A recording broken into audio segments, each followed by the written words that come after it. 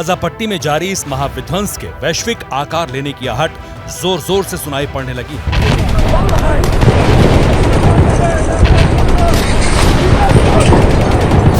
इस बारूदी त्रासदी के विस्तार की डरावनी भविष्यवाणी की जा रही है। विश्व मानचित्र पर गाजा की इस चीखती हुई तबाही के बीच इससे भी कहीं ज्यादा विनाश की घंटी बज रही है, क्योंकि एक और न्यूक्लियर बम बनाने की होड़ सी लग गई है, तो दूसरी तरफ यूरेशिया, अरब के बाद अब पूर्वी एशिया में नए वॉर फ्रंट खोलने की महीन साजिश रची जा रही है। ऐसे में सवाल उठ रहा है, क्या अब चीन युद्ध का तीसरा मोर्चा खोलने वाला है? क्या ताइवान में चीन अमेरिका के बीच टक्कर होगी? क्या एटमी वॉर के डर का मीटर ऊपर चढ़ गया? इन सवालों के सेंटर में खड़े हैं दुनिया के 3 सबसे ताकतवर देश रूस, अमेरिका और चीन। पिछले 21 महीने से रूस युद्ध लड़ रहा है यूक्रेन के साथ। इजराइल हमास युद्ध में अमेरिका अप्रत्यक्ष रूप से मैदाने जंग में है। जब अमेरिका मिडिल ईस्ट और यूक्रेन में उलझा है, तब चीन ताइवान के तट पर अपनी विस्तारवादी महत्वाकांक्षा को बारूदी आकार देने की फिराक में जुट गया है। ताइपे पर गिद्ध दृष्टि गड़ाए बैठे ड्रैगन ने लाल दीवार के विस्तार के लिए फिर से नई गीदड़ भभकी दी है। फिर से अपने बमवर्षक विमानों को ताइवान के करीब आसमान में उड़ाकर उसे डराने की कोशिश की।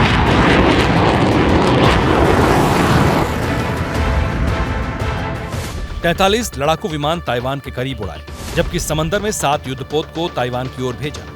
हालांकि जैसे ही ताइवान की फोर्स आक्रामक हुई, वैसे ही हर बार की तरह इस बार भी डरपोक ड्रैगन भाग खड़ा हुआ।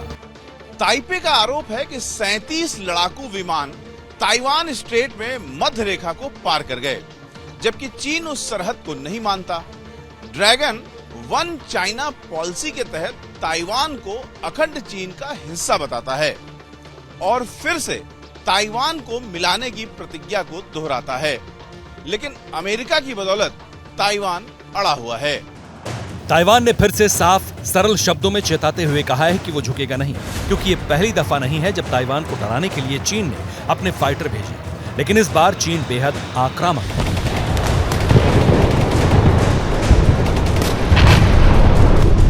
जियोपॉलिटिक्स पर नजर रखने वालों की माने तो चीन जिस वक्त का इंतजार कर रहा था वो वक्त आ चुका है।